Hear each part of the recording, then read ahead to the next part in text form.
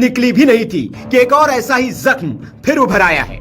गुजरात विमान हादसे के मृतकों का अभी अंतिम संस्कार भी नहीं हो पाया है। लाशों का डीएनए ही मिलाया जा रहा है, लेकिन इस दुख से उबरते उससे पहले ही एक और दुख का पहाड़ टूट पड़ा है। एक और हादसे ने सबको झकझोर कर रख दिया है। उत्तराखंड के रुद्रप्रयाग में एक भयानक हेलीकॉप्टर क्रैश हो गया है। इस हादसे में 7 लोगों की जान चली गई, जिसमें पायलट भी शामिल है। लेकिन इसमें एक ऐसा चमत्कार हुआ है कि हर कोई भोलेनाथ को धन्यवाद दे रहा है। दरअसल इस हादसे में एक पूरा परिवार खत्म हो गया, लेकिन उसके घर का चिराग बच गया। इस हेलीकॉप्टर में एक दंपत्ति और उनकी 2 साल की बेटी सवार थी, जिनकी मौके पर ही दुखद मृत्यु हो गई। लेकिन भोलेनाथ की कृपा से इस परिवार का चिराग बच गया। ये परिवार महाराष्ट्र के यवतमाल जिले के वनी से आया था। जायसवाल परिवार के 41 साल के राजकुमार, उनकी पत्नी श्रद्धा और 2 साल की बेटी काशी के साथ केदारनाथ दर्शन करने के लिए आए थे। वे केदारनाथ से लौटते वक्त अपनी मंजिल पर नहीं पहुंच पाए। रविवार सुबह करीब 5:19 पर आर्यन एविएशन का हेलीकॉप्टर गुप्त काशी से केदारनाथ पहुंचा और फिर वापसी के दौरान गौरीकुंड और सोनप्रयाग के बीच जंगल में क्रैश हो गया। हेलीकॉप्टर में सवार 7 लोगों की मृत्यु हो गई। इन लोगों में से 5 यात्री, एक 2 साल की बच्ची और एक पायलट शामिल थे, जो महज 10 मिनट की उड़ान के दौरान अपनी जान गंवा बैठे। हादसे की तस्वीरें दिल दहला देने वाली है, जिसमें हेलीकॉप्टर का मलबा आग की लपटों में झुलसा नजर आ रहा है। अधिकारियों का मानना है कि खराब मौसम और कम विजिबिलिटी इस हादसे की वजह हो सकती है।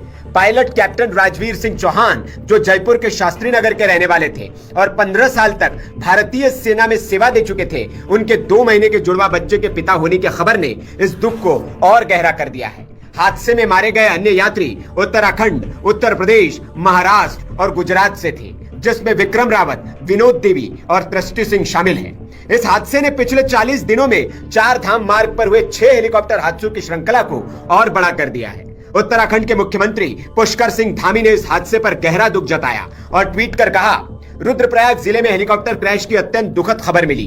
एसडीआरएफ, स्थानीय प्रशासन और अन्य रेस्क्यू टीमें राहत कार्य में जुटी है। बाबा केदार से सभी यात्रियों के सकुशल होने की प्रार्थना करता हूँ। उन्होंने हेलीकॉप्टर संचालन के लिए सख्त मानक संचालन प्रक्रिया यानी कि एसओपी बनाने के निर्देश भी दिए हैं, जिसमें हेलीकॉप्टर की तकनीकी जांच और मौसम की स्थिति की अनिवार्य जांच शामिल होगी। एक तकनीकी विशेषज्ञों की समिति भी गठित की जाएगी, जो सुरक्षा पहलुओं की समीक्षा करेगी। लेकिन अब सवाल ये कि आखिरकार उस परिवार का चिराग कैसे बच गया। तो आपको बता दें कि ये पूरा परिवार केदारनाथ के दर्शन को आया था, लेकिन राजकुमार अपने 6 साल के बेटे विवान को अपने दादा के पास पंधरकौड़ा में ही छोड़ आए थे। इस वजह से उसकी जान बच गई, वरना इस परिवार में कोई नहीं बच पाता। अब इसे भोलेनाथ की कृपा बताई जा रही है कि परिवार का चिराग कम से कम बच गया है। खबर पर आपकी क्या राय है, कमेंट करके हमें जरूर बताएं। Bureau report, VK news. बहुत दुखद घटना है। आज प्रातःकाल खराब मौसम के कारण एक हेलीकॉप्टर दुर्घटनाग्रस्त हो गया।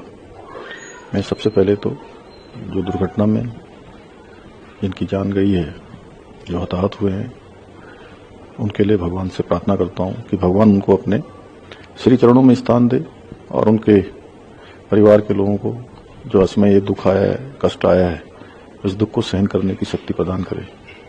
और साथ ही इनको गंभीरता से लेते हुए हमने तत्काल एक आपातकालीन बैठक बुलाई है और उस बैठक में निर्देश दिए हैं कि एक सख्त एसओपी बनाई जाए, जिसमें किसी भी कीमत पर जो हमारे डीजीसीए के रूल हैं, मानक हैं, उनके मानकों के साथ किसी भी प्रकार का कोई भी ढिलाई न बरती जाए।